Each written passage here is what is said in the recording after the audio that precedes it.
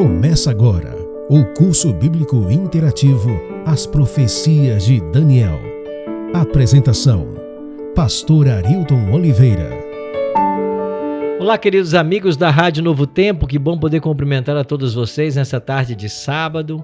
Começa agora mais um curso bíblico interativo Profecias de Daniel. E você é o nosso convidado para estudarmos juntos a Palavra de Deus. A partir de agora, vamos avançar no estudo das profecias e hoje chegamos ao capítulo 8, onde vamos estudar a maior profecia de tempo da Bíblia e dentro dela uma profecia muito especial sobre 70 semanas de graça dadas ao povo judeu. Obrigado a você também que nos assiste pelo canal no YouTube e você que está nos ouvindo pela Rádio Novo Tempo, se desejar pode assistir o nosso podcast nos canais Adventistas AC e Arilton Oliveira. Você é muito bem-vindo a esse momento.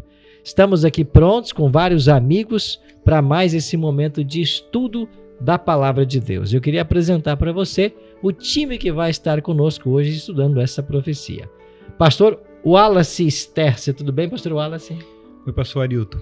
Boa tarde, tudo bem? Graças a Deus, um prazer estarmos juntos aqui, falando aos ouvintes da Novo Tempo, que este programa possa levar a bênção da Palavra de Deus a todos aqueles que nos ouvem. Amém. Pastor Wallace está conosco hoje, ele é o nosso secretário administrativo, assim que fala, pastor? Secretário executivo. Executivo, desculpa, sim. Né? Para a Associação Catarinense, que compreende as igrejas adventistas para a região centro-sul do estado de Santa Catarina. Ao todo são quantas igrejas, pastor? Nós estamos com 250 congregações, metade de Santa Catarina, né? Ok. Isso somam quantos membros, pastor? Estamos hoje com 22 mil membros. 22 mil membros. Isso. E o pastor Wallace é o secretário executivo da igreja aqui para esta região e vai estar conosco nessa tarde. Obrigado, pastor, por ter atendido o nosso convite. Também está conosco o pastor Jorge Rosa. É isso, pastor? É isso aí. Pastor Jorge é o pastor da igreja do Estreito, aqui em Florianópolis. Tudo bem, pastor? Tudo bem, pastor Arilton. São quantas igrejas lá mesmo, pastor? São 2 igrejas. Uhum. Igreja do Estreito, Igreja de Capoeiras. E eu aproveito para mandar um grande abraço a todos os irmãos. Muitos deles devem estar sintonizados, outros em atividades missionárias, né? Então, que Deus abençoe a todos lá. É uma alegria estar aqui novamente participando desse estudo tão importante da Palavra de Deus. Obrigado, pastor Jorge, por seu retorno ao nosso programa aqui. E também está conosco o pastor Alex Escher. Tudo bem, pastor Alex? Tudo bem, pastor Arilton, colegas, muito bom estar com vocês. E também com os ouvintes da rádio e do podcast no canal Arilton Oliveira. Pastor Alex Escher coordena aqui os empreendedores adventistas aqui da Associação Catarinense. Fala um pouquinho, pastor Alex. Nós trabalhamos com empresários, trabalhamos com classes bíblicas dentro das empresas, auxílio espiritual aos empreendedores e também com projetos de empreendedorismo. Agora, por exemplo, essa semana, nós estamos junto com o Sebrae já celebrando aí a primeira turma, a primeira classe de mentoreamento de empreendedorismo. É uma classe com 40 alunos que começou agora na última quinta-feira e eles estudaram ali, estão estudando módulos, como administrar uma empresa, contabilidade, gestão de pessoas, como vender pela internet, marketing digital. Então, se você tem algum interesse em, de repente, ingressar num curso com o Sebrae, aumentar, quem sabe, na sua empresa o crescimento, ou quem sabe você que está agora se formando, precisando seguir um rumo na vida e pensando assim, como é que eu vou começar, por onde eu vou começar na minha carreira, você pode ligar, posso passar meu número de telefone pessoal? Claro. É o 489-9987-4546. Vou repetir, 48 aqui da região de Florianópolis, 99987-4546. Mande um recado através do WhatsApp, nós vamos receber seu recado e vamos encontrar o melhor plano para que você possa se integrar a essa turma do Sebrae. Muito bem, aí está, foi feito aí para você toda a propaganda para que vocês conheçam e participem também desse projeto de empreendedorismo. Nós estamos aí avançando nos estudos das profecias de Daniel e a Rádio Novo Tempo aqui de Floripa tem um presente para você, que é justamente o guia de estudo que nós estamos usando aqui, que eu tenho em minhas mãos. Essa revista é um presente da Rádio Novo Tempo para você. E se você quiser recebê-la em casa sem custo algum, basta você mandar uma mensagem para nós agora no WhatsApp da Rádio Novo Tempo, que é o 489 99830-6498. Repetindo, 489-9830-6498. Basta dizer assim, eu quero a revista de Daniel. E aí nós vamos fazer contato com você, pegarmos os seus dados postais e essa revista vai chegar até a sua casa pelos correios, para você nos acompanhar todos os sábados às 3 da tarde aqui no nosso curso bíblico interativo. Pastor, é uma revista bonita, né? Toda ilustrada. E custa quanto essa revista aí para a gente receber em casa? Para os nossos amigos ouvintes e internautas, nada, né? Nem a postagem. Ela chega em casa de graça. A Rádio Novo Tempo está custeando todas essas despesas para que todos nós tenhamos acesso à palavra de Deus. Benção. Pois bem, peça a sua agora mesmo e nós então vamos agora orar pedindo a bênção de Deus para o estudo que vamos ter agora. Pastor Jorge, você faria a gentileza de nos pedir a bênção de Deus para o estudo que vamos ter? Com certeza. Vamos orar então nesse momento. Maravilhoso Deus, amado Pai, como é bom podemos estar agora parando as nossas atividades e voltar a nossa mente, voltar os nossos olhos para o estudo da Tua Palavra. O Senhor tem sempre algo a nos ensinar, tem sempre algo a nos dizer, e nós queremos ouvir a Tua doce voz.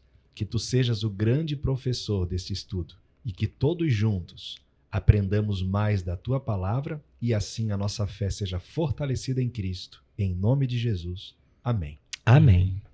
Muito obrigado, pastor Jorge, por sua oração.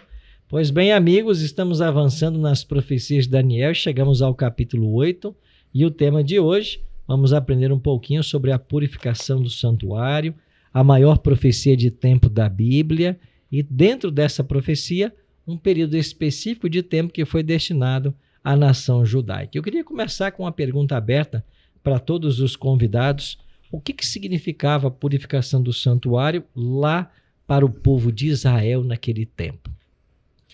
Para o povo de Israel, anualmente acontecia essa purificação no dia 10 do 7º mês, E essa purificação, ela representava o perdão de Deus estendido a todos, E que Deus estava aceitando, porque durante o ano eles confessavam seus pecados através ali da morte do cordeiro, o sacrifício da manhã, o sacrifício da tarde. E então, uma vez por ano, o sumo sacerdote, então, ele adentrava, o Santíssimo, para fazer essa expiação, E isso, quando vinha o sinal de Deus de que estava aprovado aquela expiação, representava para o povo, então, o perdão divino, a restauração de tudo aquilo que eles tinham cometido de pecado e confessado. Deus estava agora aceitando e, ao mesmo tempo, purificando o santuário. Eu fico pensando a respeito dessa cerimônia, E algumas pessoas têm questionado, e eu queria ver talvez até algum comentário de vocês. Uma vez que o pecador ia até o santuário, levava ali o seu animal, a sua oferta, havia todo um ritual, para que o perdão pudesse acontecer. Ele colocava a mão sobre a cabeça da vítima, ele tinha que matar o animal. E aí, às vezes, pelo sangue ou pela carne, esse pecado era levado para o santuário. Esse perdão não era suficiente, ele dependia ainda do dia da expiação, porque parece que essa purificação do santuário condiciona o perdão ao longo do ano àquela cerimônia. Esta é uma impressão ou de fato isso acontecia mesmo? Na verdade, o ritual do santuário, a gente tem que compreender ele é uma manifestação, uma prévia do ministério de Cristo. Ele aponta para o ministério de Cristo, para aquilo que aconteceria. Então, uma vez que o pecador confessava, os pecados, entre aspas, passavam para o santuário, havia também a necessidade desse santuário ser purificado para que agora 2 bodes fossem colocados diante do santuário no dia da purificação e um deles morreria definitivamente por esses pecados, enquanto o outro levaria para o deserto, simbolizando o bode Azazel, o mal, que na verdade tem o seu verdadeiro culpado em Satanás. Mas assim, quando acontecia esse ritual, ele era apenas uma sombra daquilo que seria o ministério de Cristo, que aconteceria mais tarde. Então o ministério de Cristo também, ele envolve o sacrifício na cruz, que é definitivo, é suficiente. Então, respondendo à pergunta, sim, desde que Cristo morreu, isso já é suficiente para a remissão de todos os pecados. mas existe uma explicação ao universo. A história do pecado está sendo observada. E quando um pecado é perdoado, é preciso se dizer como ele foi perdoado, por quem ele foi perdoado, e é por isso que existe a purificação do santuário. Não é? É uma maneira de expressar didaticamente aquilo que acontece através de Cristo. E hoje nós entendemos que ele está no santuário celestial, ele está passando o nosso nome, ok? Então ele está iniciando um processo que desde 1844 acontece, que ele se torna ali o sumo sacerdote por nós, vivendo essa expiação, onde nosso nome é expiado, colocado diante dele, lá no santuário celestial. Ok, então nós temos aí então um assunto muito interessante e pertinente para o tempo que a gente está vivendo. Pastor Wallace, a gente deve ter medo desse juízo? Na verdade, nós devemos ter uma expectativa positiva como filhos de Deus, né? Porque ele vai estar vindicando realmente o seu povo. Então, não é para termos medo. Algumas pessoas, ao ouvir sobre esse tema, às vezes têm esse temor, mas não deveríamos ter medo. Devemos ter confiança naquele que nos salvou, né? Amém. E complementando, Romanos 8 diz, né? Nenhuma condenação há para os que estão em Cristo Jesus. Então, a nossa preocupação primária não deve ser com o juízo, a condenação, mas sim em estar em Cristo, porque nele nós não seremos condenados. Bom, pois bem, vamos então ao capítulo 8 de Daniel, e você que nos acompanha aqui pelo nosso podcast ou nos ouve pela Rádio Novo Tempo, pode abrir sua Bíblia também em Daniel capítulo 8, é o capítulo que vamos estudar e um pouco do capítulo 9. Pastor Jorge, aqui em Daniel capítulo 8 há uma profecia sobre a purificação do santuário. Que santuário é esse e em que momento ele seria purificado? Muito bem, pastor Arilton e nossos queridos ouvintes. Se você já está com a sua Bíblia aberta, vamos voltar os nossos olhos a Daniel capítulo 8. Vamos ler o versículo 14. Ali diz assim, ó. Ele me disse, até 2.300 tardes e manhãs, e o santuário será purificado. Então, aqui nós encontramos já o período de tempo para essa purificação, 2.300 tardes e manhãs.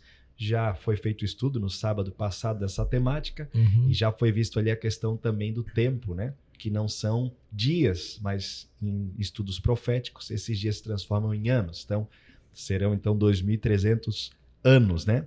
E esse santuário aqui, nós entendemos de maneira muito clara que é o santuário celestial e não o santuário terrestre. Até pelo contexto do tempo da profecia, que vai culminar num período em que o próprio Cristo já morreu, já subiu aos céus, e o santuário terrestre que Moisés preparou pela orientação divina, ele já não existe mais, não tem mais função. Então, nós cremos piamente que esse santuário é o santuário celestial. Muito bem, então a profecia se refere à purificação do santuário no céu. Com isso a gente volta àquela afirmação de que tudo o que acontecia no passado era tipológico e apontava para uma realidade maior. Nós estamos falando de uma profecia de Daniel. Daniel chegou a compreender parcialmente essa profecia, né, pastor Alex? Exatamente. Mas ele começou a orar porque algo estava agonizando ele, né? Sim. Que oração foi essa que Daniel começou a fazer? Ele fica, inclusive, doente, Daniel. Ele ora já num estado ali de doença, digamos assim. Ele está angustiado, extremamente angustiado. Por quê? Porque ele havia estudado as profecias de Jeremias e descoberto que o cativeiro duraria 70 semanas ou 70 anos. Uhum. Nesses 70 anos que ele está ali concentrado, ele aguarda o final desses 70 anos para que o seu povo pudesse voltar, para que o santuário pudesse ser reconstruído. Por quê? Porque somente o Messias viria uma vez que o santuário fosse reconstruído. Era preciso haver os sacrifícios no templo para que o Messias viesse. Então, o que acontece? Ele está ali numa agonia, ele não entende a profecia, ela é tão pesada para ele entender naquele momento, tão complexa, digamos assim, que o próprio anjo manda ele fechar o livro, né? É mandado fecha o livro para o tempo do sela o livro, fim, né? Sela o livro. Então, é por isso que Daniel é um livro selado, né? Porque ele só poderia ser compreendido à luz dos novos tempos. Hoje nós podemos compreender, porque nós vivemos o cumprimento, nós entendemos daquilo que o livro está falando. Daniel estava vivendo ali no tempo literal, linear, então para ele era muito difícil compreender. Ele estava agoniado, orando para que viesse a libertação do cativeiro, para que eles pudessem voltar e reconstruir esse templo, para que houvesse os sacrifícios que apontavam para o Cordeiro, porque esses sacrifícios eram importantes para o Cordeiro vir. Pastor Wallace, enquanto ele orava, o que aconteceu? O que a Bíblia fala sobre esse momento? É muito bonita essa parte da Bíblia, porque ela mostra a preocupação celestial com simples seres que vivem aqui neste mundo, né? Então a gente observa ali Daniel, ele estava orando e simplesmente um anjo poderoso, Gabriel, ele foi destacado para vir em resposta a esta oração. Daniel, ele queria compreender a visão, ele estava, como o pastor Alex disse, com dificuldades de entender os detalhes daquilo, ficou doente por isso, e ele, quando ora, veja, o céu se mobiliza, e um anjo poderoso, ele desce agora para fazer Daniel entender aquela visão da profecia que havia sido dada a ele em Daniel 8,14, sobre as 2.300 tardes e manhãs, né? Essa expressão que significa tardes e manhãs, o dia, né? Um dia, um ano, então 2.300 anos.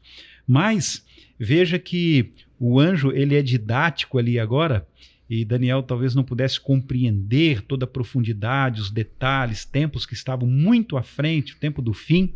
Então, aquele anjo, ele começa a introduzir aquela profecia, mas se referindo a um tempo menor, que começa juntamente com o período dos 2.300 anos, que era a profecia que nós estamos falando aqui das 70 semanas, ou dos 490 anos. Essa profecia, ela tinha um direcionamento sobre o povo judeu, sobre o povo que havia sido escolhido por Deus para propagar a sua mensagem. Então havia aí uma mensagem direcionada, não é mesmo, para isso, e Daniel também estava preocupado. Ele via nessa ocasião o templo desolado, né, a sua cidade aí destruída, e ele queria saber como Deus dirigiria esse momento, e Deus agora começa a elucidar essa profecia maior, mas destacando ou tirando uma parte inicial desta profecia, que são das 70 semanas ou 490 anos, né? Ok, seria bom a gente ler esse texto então, de Daniel 9:24, porque é interessante que o anjo diz que vão se passar 70 semanas e várias coisas teriam que acontecer, não é isso? Exatamente. É isso aí aqui, que vem trazendo. Pode ler para nós aí, pastor Lattes. O texto da Bíblia, ele diz aqui, olha, 70 semanas estão determinadas sobre o seu povo, falando do povo judeu, e sobre a sua santa cidade, para fazer cessar a transgressão, para dar fim aos pecados, para expiar a iniquidade, para trazer a justiça eterna, para selar a visão e a profecia, e olha que interessante, para ungir o Santo dos Santos. Ou seja, a linguagem está conectada com o santuário, né? Conectada com o santuário. Isso aqui era algo conhecido dentro desse processo do ritual do santuário. E interessante também que, analisando aqui essa fatia, né, da profecia, dentro das 2.300 tardes e manhãs, nós encontramos aqui esse período das 70 semanas, que seriam 490 anos, né? Traduzindo profeticamente falando, apontando para a pessoa de Jesus, né? E Daniel, conforme o pastor Alex mencionou, que a profecia de maneira completa, ele não entendeu, e por isso foi pedido para ele selar o livro, né? Mas veio aqui a misericórdia do Senhor de mostrar a preocupação, né? E tirar, na verdade, a preocupação de Daniel em relação ao povo, né? Deus mostrando para ele, através das 70 semanas, que a misericórdia do Senhor estaria com o povo, que a promessa de Jesus se cumpriria, ele viria, morreria, né? E eu creio que isso trouxe, conforme o pastor Wallace mencionou, como o céu se preocupa com o ser humano, né? Trouxe alento para ele. Que a gente percebe no decorrer da oração dele, ele está agoniado, ele ficou até doente. E agora então vem esse alento. E é maravilhoso saber que nós temos um Deus assim, hoje também, que cuida de nós, sabe do que nós necessitamos. E se nós o buscarmos em oração, tal qual Daniel, com sinceridade, né, com arrependimento, nós podemos ter a certeza de que o céu vai fazer algo em nosso favor. Eu fico imaginando se Daniel não tivesse orado, se ele não tivesse chorado diante do altar, nós não teríamos a profecia das 70 semanas. Seria uma profecia dos 2.300 anos, mas essa parte da profecia seria ocultada. Ela está aqui porque um servo de Deus orou. Quando a gente ora, Deus ele revela a sua palavra. Quando eu era criança, eu lembro que havia um bolo que minha mãe fazia, chamado, lá no sul, do Rio Grande do Sul, nós chamamos de torta. Torta lá é bolo. Minha mãe preparava essa torta, que é um bolo, como nós chamamos, chamado torta do amor. Ela toda cor rosada, bonita. E o meu irmão, muito guloso, meu irmão mais velho, quando ele sabia que tinha essa torta na geladeira, ele não parava de comer. Toda hora ele ia lá beliscar, como a gente chama a torta, e se deixasse, nenhum filho mais comia. Então minha mãe separava um pedaço para ele. Então ela cortava um pedaço do bolo. O que acontece na profecia é exatamente isso. Nós temos uma profecia maior, um bolo maior, que é a maior profecia da história, 2.300 dias ou 2.300 anos. E aí quando Daniel ora, Deus pega um pedaço daquele bolo e fala assim: Daniel, essa é a tua fatia. Você precisa compreender isso aqui. É sobre o teu povo, 70 semanas. E 70 semanas dá quanto isso? A gente sabe que uma semana tem 7 dias. 7 vezes 70, 749, 490 anos. Então, Daniel, não te preocupa com o resto. Você tem a tua fatia aqui, 490 anos. É por isso que nós estamos hoje, nesse estudo, especificamente estudando o que acontece nesses 490 anos que foram destinados, essa fatia do bolo, ao povo de Israel. Pastor Jorge, essa palavra determinadas aqui, você pode nos ajudar com isso? Sim. Parece que ela não está muito fazendo sentido, né? É que no original ali, a ideia mais clara de entender é que ela foi cortada, né? Tal qual a ilustração aqui do pastor Alex, do cortar a torta do bolo, né? Pro irmão mais velho, senão ele comeria. Se eu não me engano, a expressão em hebraico é chatá, ou chatak, né? Então, veja, cortar, separar, né? Ela é uma ideia de que há uma profecia por inteiro, como foi mencionado, mas para Daniel, de maneira específica, está sendo cortado aquele pedaço para que ele possa compreender. Então, não é a palavra determinada, às vezes dá uma ideia de que Deus determinou que aconteceu alguma coisa, né? Mas a ideia é justamente de cortada, num sentido de que há algo muito especial nesse período acontecendo com o povo judeu. Pastor Alex, o pastor Wallace mencionou que tanto a profecia das 70 semanas quanto dos 2.300 anos, eles têm um marco comum. Sim. Um ponto comum inicial. Está em Daniel 9:25, esse texto que eu gostaria de ler.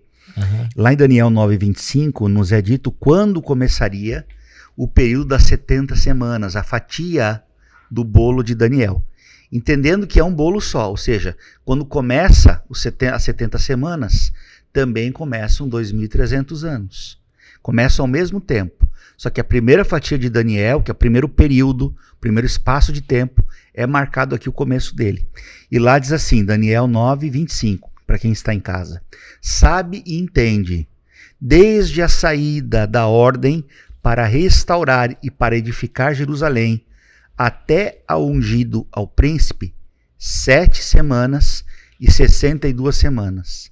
As praças e as circunvalações se reedificarão, mas em tempos angustiosos. Então, aqui nós temos o início.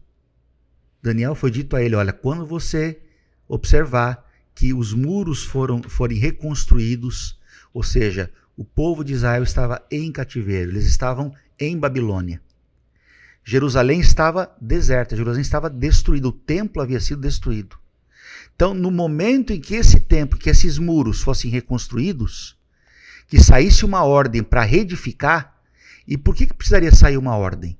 Porque eles não eram donos do próprio destino, eles dependiam de um governo. Eram escravos em Babilônia, escravos. Né? Algum rei, algum monarca, no caso aqui deveria ser Babilônia, deveria dar uma ordem, ó, vocês agora estão autorizados a voltar para a terra de vocês e reconstruir.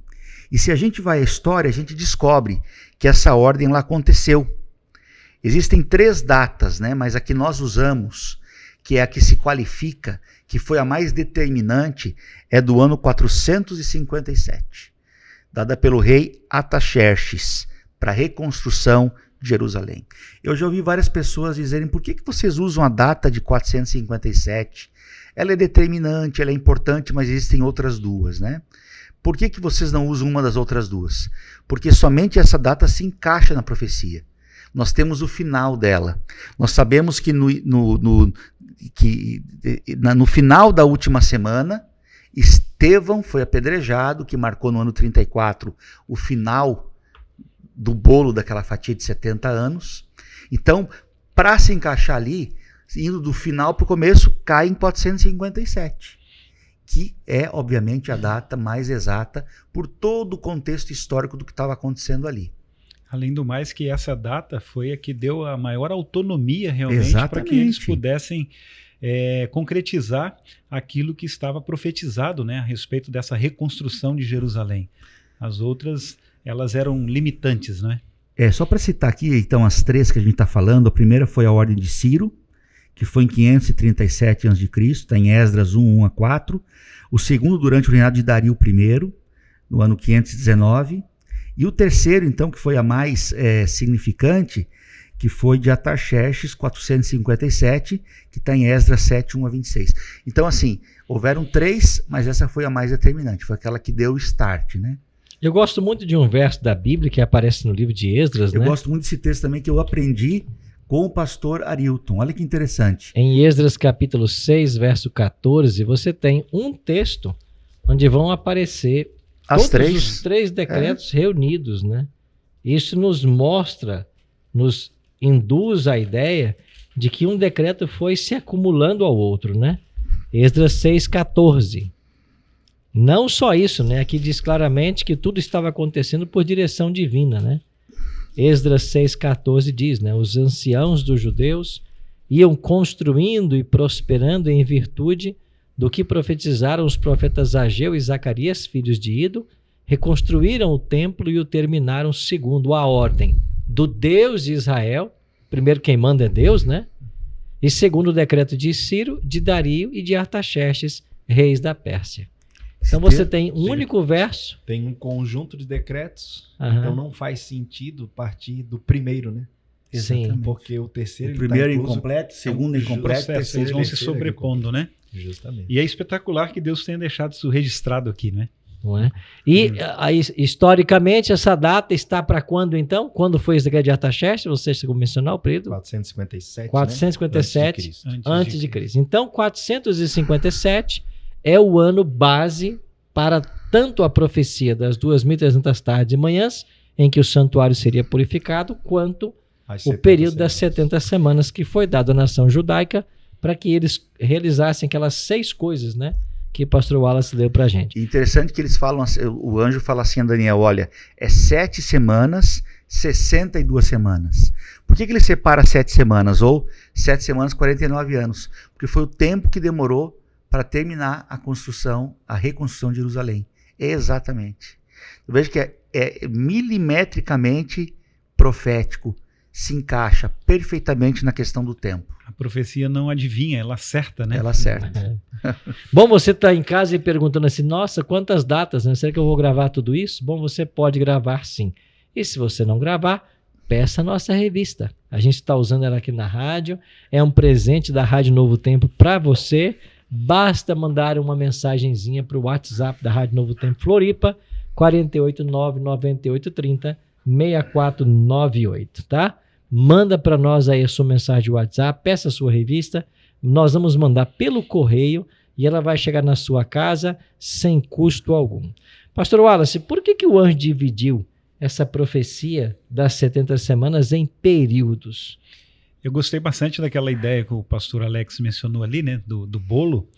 Então, o bolo inteiro são as 2.300 tardes e manhãs, os 2.300 anos, vamos dizer assim.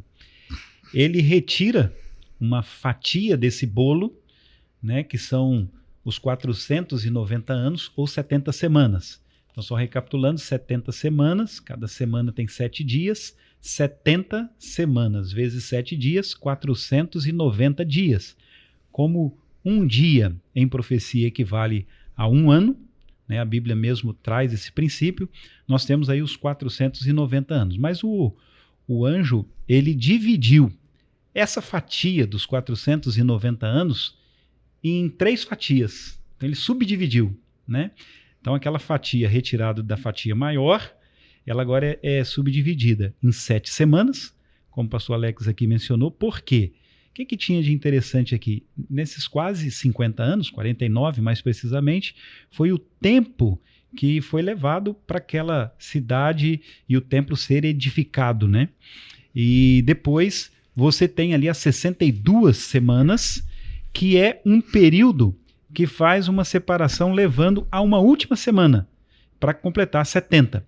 Então você tem 7 semanas, ela marca esse período de reconstrução civil ali, para a cidade de Jerusalém, 62 semanas, um aviso ali, que nos faz pensar, olha, 7 mais 62, 69. Está faltando mais uma, que é o terceiro pedaço dessa fatia dos 490 anos, e é a mais importante, né, de todas essas semanas dos 490 anos aqui. Pastor Jorge, esse cálculo profético, começando ainda em 457, passando por 408, depois de 7 semanas, e agora mais 62.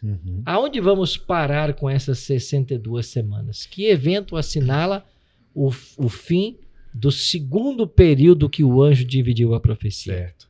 Para a gente poder entender e buscar essa resposta, pastor Arilton, eu quero convidar aí a todos que possam abrir a Bíblia no Evangelho de Lucas agora. Evangelho de Lucas, no capítulo 3, nós vamos ler aqui do verso 1 ao 3, e nós vamos perceber aqui as seguintes palavras, que às vezes, quando a gente está lendo os evangelhos, fala assim, nossa, mas para que essa informação aqui, né? Por que essas datas, por que esse período, o que isso tem a ver? Vai direto ao assunto, né?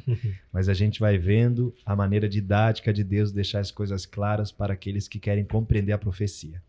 Capítulo 3, verso 1 diz assim, ó, no 15º ano do reinado de Tibério César, sendo Pôncio Pilatos governador da Judéia, Herodes, tetrarca da Galileia, seu irmão Filipe, tetrarca da região de Tureia, e Traconites e Lisânias, tetrarca de Abilene, sendo sumos sacerdotes Anás e Caifás, veio a palavra de Deus a João, filho de Zacarias, no deserto. Ele percorreu toda a circunvizinhança do Jordão, pregando o batismo de arrependimento para a remissão de pecados. Veja que aqui vem descrevendo o período que foi o 15º ano de Tibério César, e junto a esse período vem uma ação que foi realizada por João Batista. Ele estava pregando e batizando.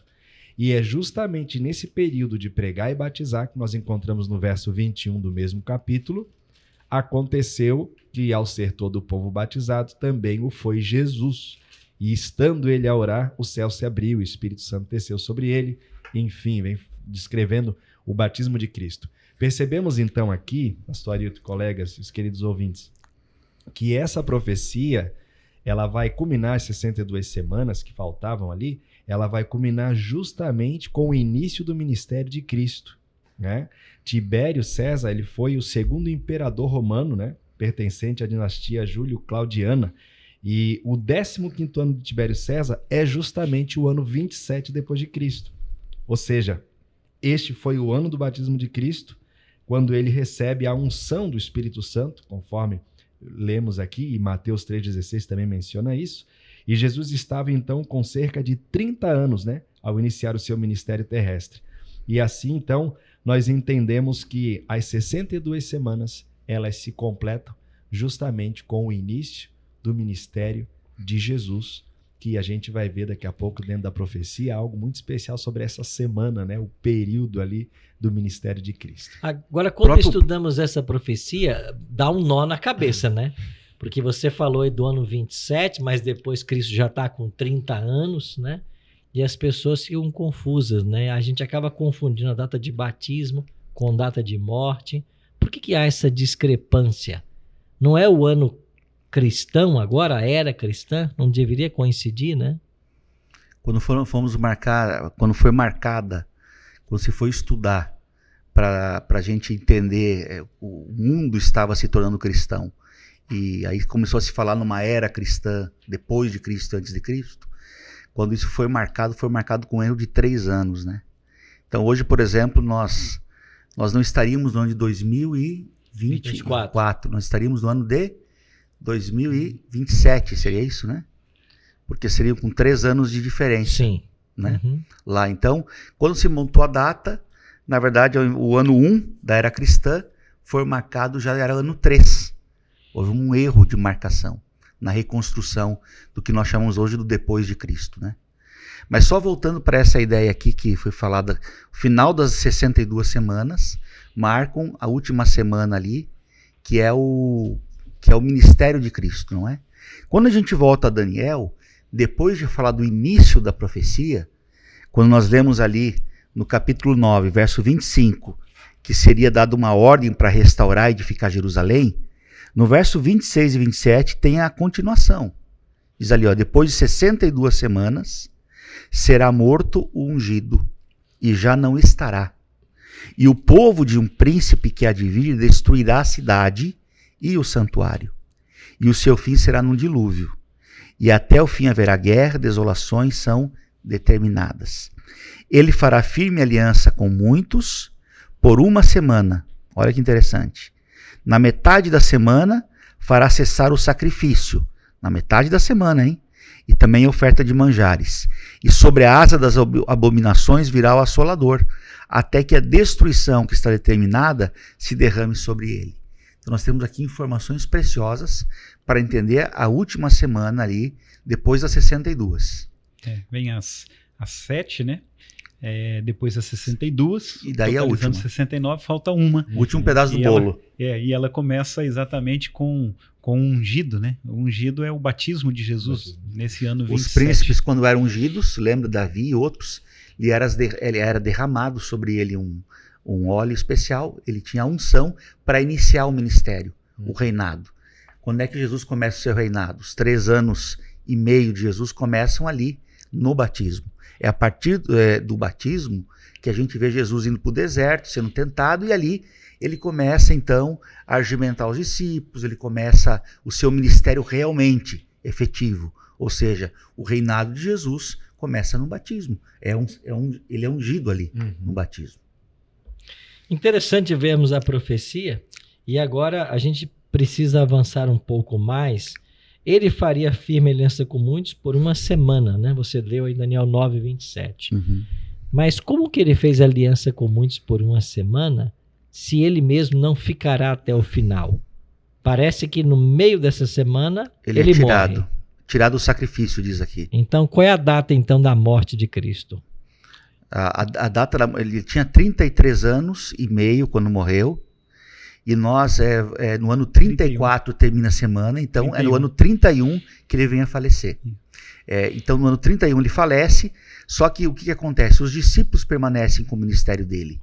Embora ele não estivesse presente até o final da semana, ele tem um ministério nas mãos dos discípulos, que era pregar aos judeus.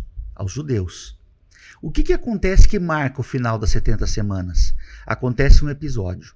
Lembra que aquela fatia do bolo dos 70 anos era para os judeus.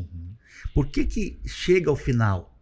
Porque um cristão, não eram chamados cristãos ainda, mas ele era um diácono, que servia a Cristo, ele é apedrejado no ano 34. Quando Estevão é apedrejado, definitivamente o povo judeu está dizendo assim: nós não queremos abarcar essa mensagem, ela não nos pertence. E a partir dali, do ano 34 em diante, o evangelho começa a ser pregado aos gentios, que a gente chama, aos não-judeus. Interessante que quem estava segurando ali uma roupa, ali a manta, e vendo Estevão ser apedrejado, era o próprio apóstolo Paulo. Saulo ainda, né? Saulo ainda era Saulo, né? Ele deveria ser o 12º no lugar de Judas, que se enforcou, mas saindo um pouco dessa discussão, ele é conhecido como o pregador dos gentios, o apóstolo dos gentios, exatamente.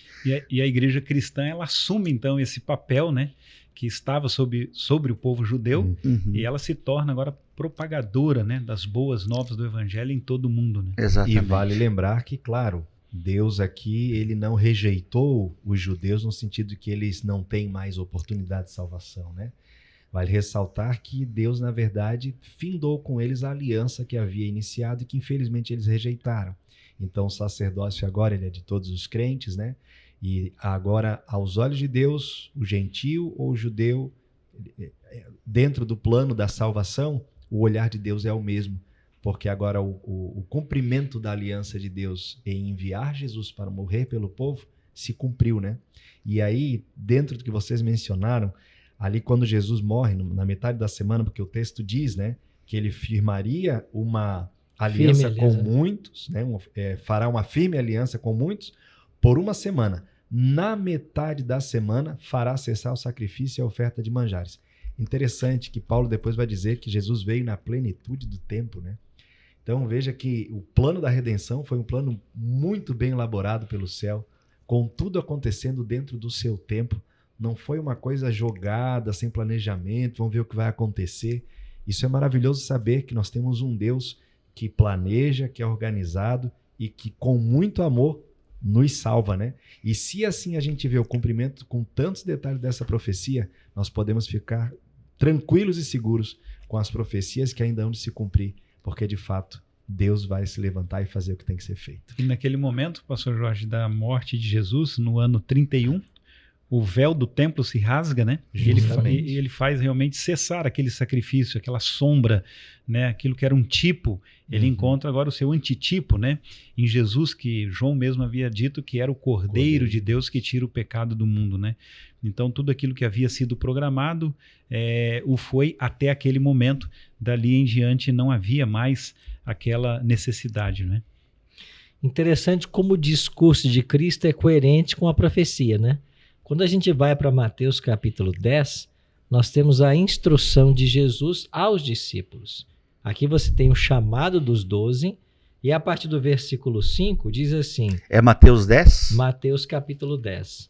A partir do verso 5, Jesus diz assim para eles: Jesus enviou esses 12, dando-lhes as seguintes instruções. Qual é a primeira instrução? Não tomei rumo aos gentios, nem entrem em cidade de samaritanos. Ou seja, não vão nessa direção. Mas ele continua. Mas de preferência façam o quê? Procurai as ovelhas perdidas da casa de Israel. Da casa de Israel. Então, ou seja, ele começou o ministério por 3 anos e meio e ele orientou os discípulos a focar o ministério nessas ovelhas perdidas, porque elas tinham apenas, nesse momento, 7 anos de graça. Né? Eram os últimos 7 anos. Correto. E aí, por 3 anos e meio ele trabalha, ele é crucificado pelos próprios povo judeu, os discípulos trabalham 3 anos e meio, e há a rejeição completa quando Estevão é apedrejado. Mas é importante dizer que Paulo mais tarde vai falar sobre o povo judeu, no livro aos Romanos, que quando os judeus aceitam Cristo, eles são reenxertados à videira. Então, não é que o povo judeu foi colocado de lado, excluído, não é isso. E é importante dizer que quando Deus chama alguém, ele chama alguém para os demais. Ele não chama alguém e esquece os demais, ele chama para os demais. Então os gentios são chamados para a salvação de todos, né? Verdade. Bom, nos resta agora avançarmos na profecia. Nós percorremos até o ano 34, 490 anos, né? 70 semanas. O período maior, a fatia maior, era de 2.300. Se eu subtraio, então, agora os 490 de 2.300, me faltam ainda, para a purificação do santuário, 1.810 anos. E aí, a que data eu vou chegar e que evento é esse de purificação do santuário? Muito bem. Pegando agora esses 1.810 anos, né? Que estão aí sobrando dessa torta, que eu fiquei imaginando a torta da mãe do pastor Chegou Alex. até me dar fome agora aqui, viu? E 1810, você somando, né? Mais ali o 34, né?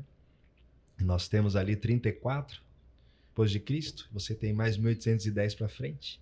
Você vai chegar então ao ano de 1844.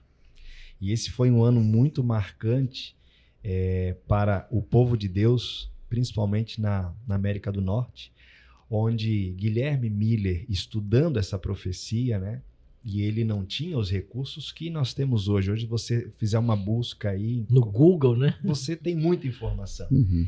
Então ele foi, como diz o outro, no peito e na raça, né? Estudando a Bíblia, buscando texto, mais texto. E ele concluiu que Daniel 8,14, a purificação do santuário, seria ali então a purificação da terra, ou seja, a volta de Jesus, né? E um grupo grande passou a acreditar nisso, desfez dos seus bens, crendo que Jesus voltaria naquele ano, né? E depois, com estudos mais a fundo, entenderam que seria no dia 22 de outubro de 1844. E então foi um grande desapontamento, né?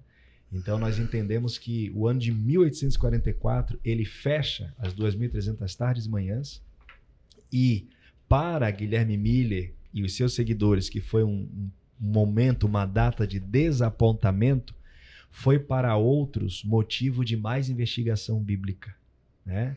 De entender, não, a Bíblia não erra, Porque não foi poderia errar. Porque foi até, inclusive, uma data profética. Justamente. Apocalipse Se a gente tiver 10. Apocalipse 10, versículo 8 a 10, eu vou ler aqui rapidinho, diz assim, olha, a voz que eu ouvi, vinda do céu, estava de novo falando comigo e dizendo, vai, toma o livro que se acha aberto na mão do anjo.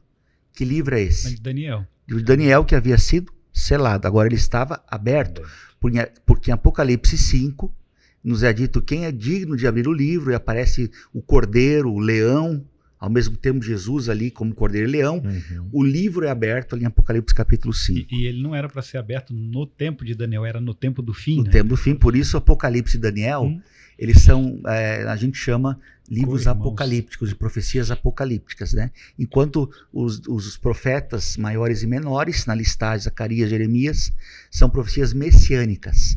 Então Daniel, Apocalipse completo, é como um quebra-cabeça.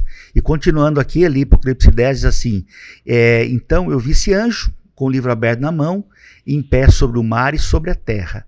Fui, pois, ao anjo, dizendo-lhe que me desse o livrinho. Ele então me falou, toma, come esse livro, devora-o, certamente ele lhe será amargo no teu estômago, amargo no ventre, mas na tua boca doce como mel. Tomei o livrinho na mão do anjo e o devorei, o comi. E na minha boca era doce como mel. Quando, porém, comi no meu estômago, ficou ele o quê? Amargo. Veja que essa é a profecia. Aí a profecia continua, o texto continua. E Apocalipse, daí no verso 11, diz assim, então me disseram, é necessário que ainda profetizes a respeito de muitos povos, nações, línguas e reis. Ou seja, estava profetizado que quando alguém abrisse o livro de Daniel e estudasse as 2.300 tardes e manhãs, ele seria uma mensagem doce como mel, e foi assim, Jesus vai voltar? Sim. Que alegria, está vindo agora, 1844, vamos nos preparar, o mundo terá seu fim, a dor terá seu fim, né? O mal terá seu fim. Isso foi muito doce, mas acabou sendo amargo no estômago. Por quê? Porque Jesus não voltou. E por que ele não voltou? E o próprio texto diz, é preciso que profetizes ainda em testemunho a todas essas nações. O movimento millerita, ele acertou a data, mas ele errou o evento, né? Sim. Exatamente. Mas isso estava profetizado também. E é maravilhoso saber que quando a gente para analisar então o que de fato aconteceu, né? Que foi justamente a continuidade do ministério de Cristo no santuário celestial. E às vezes é difícil compreender o papel de Jesus no santuário celestial, como foi dito hoje aqui no nosso estudo, porque se Jesus morreu uma única vez e a Bíblia declara que foi perfeito o sacrifício dele, por que ele ainda tem que continuar o seu ministério, né? Uhum. Mas é interessante que quando a gente analisa a morte dos cordeiros no santuário, a cerimônia não acabava com a morte do cordeiro. Quando o cordeiro morria, tinha que derramar o sangue, tinha que aspergir o sangue. Existia uma série de atividades após a morte para complementar toda aquela cerimônia, para que o pecador tivesse a certeza do seu perdão. E nós encontramos também da mesma forma Cristo. Ele morre, é uma morte perfeita, mas ela não é completa no sentido de que ele ainda precisa ministrar em nosso favor, tanto que João vai dizer, estas coisas eu escrevo a vocês para que vocês não pequem, Mas, se porventura vocês pecarem, nós temos um advogado junto ao Pai. Paulo vai dizer que Cristo está agora no santuário, diante do Pai, intercedendo por nós. Há uma continuidade no ministério dele de intercessão, né? Então, cremos de maneira muito tranquila, a Bíblia nos traz essa informação, de que há um santuário no céu e que o cumprimento da profecia das 2.300 tardes e manhãs não foi a volta de Jesus, como os mileritas acreditavam, mas sim a transição de Jesus do lugar santo para o lugar santíssimo. Todo o ritual do santuário é necessário, uma vez que o que está em jogo é o caráter de Deus. Um anjo se rebelou. E quando Jesus morre na cruz, é preciso a gente se perguntar, mas foi por quem que ele morreu? E a purificação do santuário, quando os nossos nomes são passados, lá é a confirmação de que aquela morte foi por cada um de nós. Todos os nomes, desde Adão até aqueles que são vivos nos dias de hoje, serão passados pelo santuário para a confirmação de que nós aceitamos o sangue de Cristo. Porque nós temos o acusador dos nossos irmãos, Satanás. E ele fica fustigando Deus, dizendo: esse aqui merece o sacrifício de Cristo? O Jorge merece? O Wallace merece o sacrifício de Cristo? E é lá no santuário celestial que Jesus bate o martelo, dizendo: ele merece. Ele morreu também pelo Wallace e morreu também pelo Jorge. Amém. Então, o final da profecia não era a volta de Jesus, como eles esperavam, mas o início de uma nova fase de Cristo no santuário celestial. E ao fim desta fase, ele então voltará à terra como Senhor dos senhores e Rei dos reis. Né? Amém. Essa é a nossa grande esperança. Muito bem. Pastor Wallace, nós temos alguns minutinhos antes de encerrarmos o programa de hoje. Suas últimas palavras sobre esse tema. Eu acho lindo que nós podemos perceber que Deus tem o controle sobre toda a história, nada foge o seu domínio, e ele tem uma preocupação com o seu povo. Essa profecia mostra isso, e nós podemos confiar nos méritos do nosso Salvador e na promessa que ele faz de que virá colocar um fim a todo o sofrimento. Essa profecia mostra isso com exatidão, né? Amém. Pastor Jorge. Muito bem, aqui fica uma certeza para mim, né, de que Deus ele cumpriu tudo de maneira tão precisa, conforme ele havia dito. Temos a plena certeza de que a volta de Jesus, que na verdade a volta de Jesus é o ápice de todas as profecias, né? Todas elas vão nesse direcionamento. Jesus vai voltar, né? Você pode ter essa certeza no seu coração. Ele vai voltar para buscar você. Talvez esteja falando para alguém que tenha desistido da fé, que talvez tenha desistido de orar por um filho que está afastado. Persevere. Jesus vai voltar e no final, ao lado dele, tudo terminará bem. Amém. Pastor Alex. Eu vou nessa linha do pastor aqui, que é maravilhosa. Pensar que tudo aquilo que para nós está perdido, para Deus ainda é uma possibilidade. As portas que já estão fechadas, Deus as abre novamente para nos salvar. Eu lembro de quando eu fui diagnosticado com Covid, internado no hospital, entubado na sequência, a médica falou: o senhor será entubado, e havia uma única vaga na UTI. Eu lembro de que a minha última oração antes de ser entubado, eu não sabia se eu voltaria, foi assim: Senhor, quando o meu nome passar lá no santuário, que esteja escrito ao lado dele que eu aceitei Jesus como meu Salvador. Então, que quando o nosso nome for passado no santuário, nós estejamos ali com o nome, né, glorificando a Deus, e que sejamos aptos a receber a vida eterna por ele. Amém. Eu fico pensando que o grande protagonista desse grande movimento, dessa profecia, foi Guilherme Miller, né? E depois de passar do desapontamento, ele foi questionado por muitas pessoas, né?